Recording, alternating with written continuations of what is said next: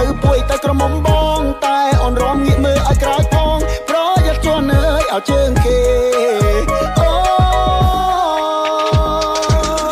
ក្រមុំភុំណាជើងឯងជើងអាំលែទេខ្ញុំគេម្ដងឲ្យថាមិនចង់ផុតទេពេលស្បែកជើងទាត់លាន់សុទ្ធតែផ្លាប់របូតស្បែកជើងមានតែត្រូវក្បាលគេចង់អូនរំមកស្រួយទៅថៃរំម្លឹងបែកក្លៀកហើយថ្លៃអូនសួរបងថាថៃនេះបើមិនចូលរំឲ្យចូលរំមិននឹងកើតបើអង្គតែទៅរំមុនរំខ្លាំងពេកតែឡើងបែកអាចដីអូនមានតែមួយទេគ្មានពីរទេលោកដីមួយឆ្ងល់សែនឆ្ងល់អូនចេះតែរំ